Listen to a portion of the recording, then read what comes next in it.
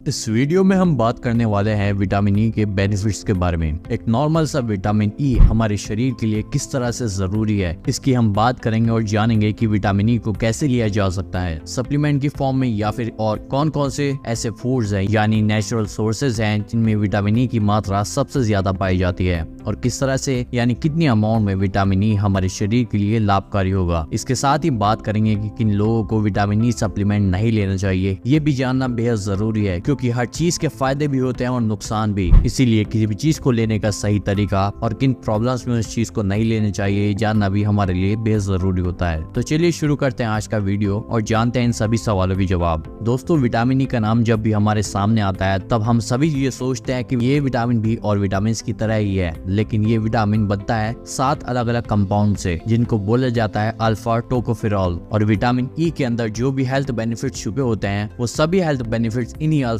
टोकोफेरॉल्स में छुपे होते हैं। अगर सबसे पहले फायदे की बात करें तो सबसे पहला फायदा इससे लेने से आपको मिलता है स्किन इंप्रूवमेंट में। विटामिन ई आपके स्किन के लिए काफी ज्यादा लाजवाब विटामिन है। अगर आप सही मात्रा में विटामिन ई लेते हैं तो इससे आपकी बॉडी में कोलेजन का प्रोडक्शन बढ़ जाता है। और कोलेजन के बारे में शायद आप ना जानते हो, एक ऐसा प्रोटीन है जो कि हमारे स्किन को टाइट बनाए रखता है, जिससे कि आपके फेस पर झुर्रियां जल्दी से नहीं आती और आप पहले से ज्यादा जवान लगते हो। और आपकी स्किन को और भी ज्यादा इंप्रूव करता है। आपकी टेक्सचर, स्किन की जो टेक्सचर है उसको काफी इंप्रूव करके एक अलग ही शाइन, अलग ही ग्लो देता है। अगर आप किसी भी ब्यूटी प्रोडक्ट्स को चेक करोगे तो काफी प्रोडक्ट्स में विटामिन ई को हाईलाइट किया जाता है कि इसमें विटामिन ई है, क्योंकि विटामिन ई स्किन और बालों के लिए काफी ज्यादा फायदेमंद होता है। इसीलिए विटामिन ई वहाँ पर स्पेशली बताया जाता है कि इस प्रोडक्ट में विटामिन ई मौजूद है। फ्री रेडिकल्स, हमारी बॉडी के अंदर जो ऑक्सीडेटिव डैमेज क्रिएट होता है उसके बहुत ही अच्छी तरीके से विटामिन ई कम करने का काम करता है। ऑक्सीडेटिव स्ट्रेस एक ऐसा प्रोसेस है जिसमें हमारे सेल्स के अंदर जब ऑक्सीजन जाने के बाद जब केमिकल रिएक्शन होते हैं तो उनके नतीजे में क्या होता है, कुछ फ्री रेडिकल्स पैदा हो जाते हैं और ये फ्री रेडिकल्स आपके सेल्स को डैमेज करते हैं और हमारी बॉडी में काफी अलग अलग तरह के नुकसान पैदा हो जाते हैं और ये सभी होता है फ्री रेडिकल्स की वजह से। और जब हमारी उम्र बढ़ने लगती है तो हमारी बॉडी में ऑक्सीडेटिव डैमेज बढ़ने लगता है, जिससे कि बॉडी में तरह तरह की प्रॉब्लम देखने को मिलती है, जैसे कि बालों का झड़ना, बालों का सफेद होना, स्किन ढीले पड़ जाना, किडनी की प्रॉब्लम या फिर हार्ट की नसों की प्रॉब्लम। इसके अलावा और भी कुछ प्रॉब्लम शरीर में देखने को मिलती हैं, जो कि विटामिन ई लेने से इन प्रॉब्लम्स के चांसेस काफी हद तक कम हो जाते हैं। और जिन लोगों में फ्री रेडिकल्स का प्रोडक्शन बढ़ जाता है वो कम उम्र में ही ज्यादा उनके नजर आने लगते हैं। लेकिन अगर आप विटामिन ई सही मात्रा में लेते हैं तो आप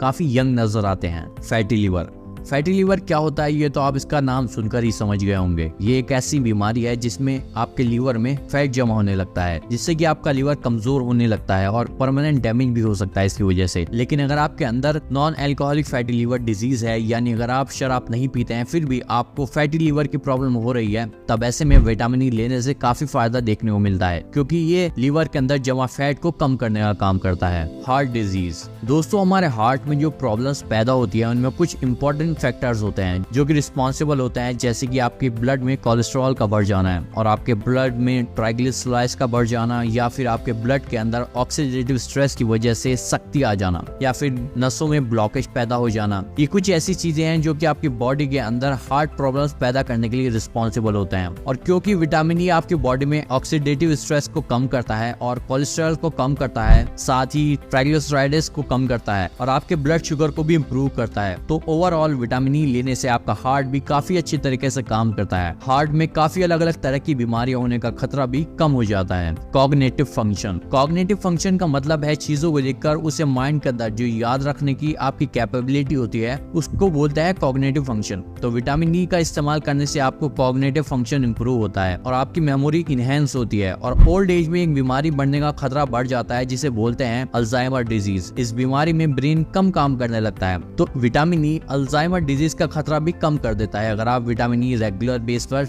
एक सही मात्रा में लेते हैं तो आपकी मेमोरी और कॉग्निटिव फंक्शन जो है काफी इंप्रूव होता है। ओल्ड एज पीपल, दोस्तों बुजुर्गों के लिए विटामिन ई बहुत ही अच्छा विटामिन है। वैसे तो सभी विटामिन बुजुर्गों के लिए जरूरी होते हैं, लेकिन विटामिन ई एक ऐसा विटामिन है जो कि बढ़ती उम्र के साथ साथ जो हमारे शरीर में अलग अलग तरह की प्रॉब्लम्स पैदा होती हैं उनको ये काफी हद तक कम करता है। और इसके साथ ही आपकी जॉइंट्स को, आपकी बोन्स को भी काफी हेल्दी बनाता है और आपकी इम्यूनिटी के लिए भी काफी जरूरी होता है, क्योंकि बढ़ती उम्र के साथ साथ इम्यूनिटी कमजोर होने लगती है, तो वहाँ भी इसकी मदद से आपको काफी ज्यादा फायदा मिलेगा और बार बार जो बुजुर्गों में बीमारी पैदा होने की प्रॉब्लम होती है वो भी काफी हद तक कम हो जाती है। लंग फंक्शन, विटामिन ई आपके लंग्स फंक्शन के लिए यानी आपके फेफड़ों के लिए भी काफी अच्छी चीज है। विटामिन ई आपके लंग्स के अंदर पॉल्यूशन को कम करता है। ये तो आप सभी जानते हैं कि पॉल्यूशन आजकल एक ऐसी चीज है जिससे कोई भी बचा हुआ नहीं है, चाहे आप छोटे शहर में रहते हो या फिर बड़े शहर में रहते हो, सभी लोग पॉल्यूशन से ग्रस्त हैं। लेकिन अगर आप विटामिन ई का एक सही मात्रा में इस्तेमाल करते हैं तो इससे पॉल्यूशन का जो आपके फेफड़ों पर असर पड़ता है वो कम हो जाता है और अस्थमा जैसी बीमारियां जो कि आजकल कॉमन हो गई हैं पॉल्यूशन की वजह से, तो इस चीज का भी खतरा कम हो जाता है और आपके लंग्स स्ट्रॉन्ग बनते हैं। एक बेहतर बात ये भी है कि आपके लंग्स की इम्यूनिटी बढ़ जाती है जिससे की वजह से लंग्स के अंदर बार बार इन्फेक्शन होने का खतरा भी कम हो जाता है। मेल एंड फीमेल इनफर्टिलिटी, दोस्तों विटामिन ई चाहे मेल फर्टिलिटी हो या फिर फीमेल फर्टिलिटी हो, दोनों के लिए ही ये काफी बेनिफिशियल है। विटामिन ई इस्तेमाल करने से आपकी स्पर्म काउंट इंक्रीज होता है और आपके स्पर्म्स की ओवरऑल हेल्थ भी इंप्रूव होती है। अब सवाल आता है कि जब विटामिन ई इतनी अच्छी चीज है तो आपको इसे किस तरह से इस्तेमाल करना चाहिए और कौन कौन सी ऐसी खाने की चीजें हैं जिनमें विटामिन ई काफी अच्छी मात्रा में पाया जाता है। तो सबसे पहली चीज जो है जो आपको मैं एडवाइस करूंगा फूड के सोर्स से विटामिन ई लेने के लिए वो है व्हीट जर्म ऑयल।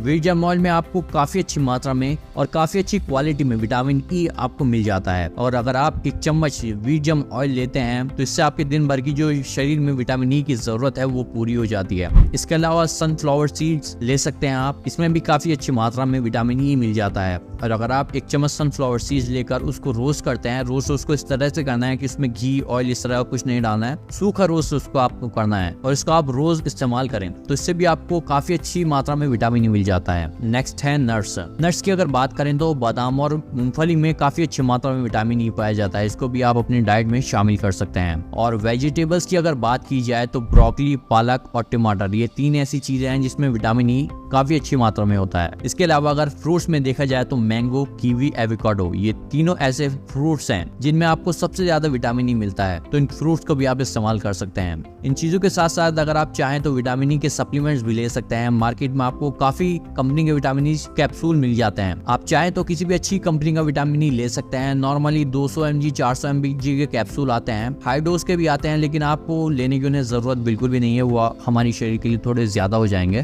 क्योंकि नॉर्मल यूज के लिए तो 200-400 mg ही काफी हो जाता है। तो आप सिर्फ एक कैप्सूल 200 mg का या फिर 400 mg का खाने के बाद रोज दिन में एक इस्तेमाल कर सकते हैं। अब एक चीज का खास ख्याल रखना आपको जरूरी है कि विटामिन ई एक फैट सॉल्युबल विटामिन होता है, अगर इसका इस्तेमाल बहुत ज्यादा क्वांटिटी में हो या फिर बहुत लंबे समय तक किया जाए तो ये आपके बॉडी में जमा होने लगता है और जिसकी वजह से शरीर में तरह तरह के साइड इफेक्ट हो सकते हैं। तो इस बात का भी ध्यान रखें कि सप्लीमेंट के फॉर्म में अगर आप ले रहे हैं तो 3 महीने से ज्यादा इसका इस्तेमाल ना करें एक बार में। फूड से लेने में कोई दिक्कत नहीं है, लेकिन अगर आप सप्लीमेंट्स ले रहे हैं तो 3 महीने से ज्यादा एक बार में इस्तेमाल ना करें, कुछ टाइम के लिए फिर छोड़ दें 3 महीने लेने के बाद। इसके अलावा अगर आप कुछ ऐसी दवाइयां ले रहे हैं जिससे कि खून पतला होता है, खून पतला होने की अगर आप दवाई ले रही हैं तो ऐसे में भी आपको विटामिन ई नहीं लेना चाहिए। और जो महिलाएं प्रेग्नेंट हैं उन्हें भी डॉक्टर की सलाह के बिना विटामिन ई सप्लीमेंट नहीं लेना चाहिए, या फिर अगर आप बच्चों को दे रहे हैं तब भी एक बार डॉक्टर से सलाह जरूर लें।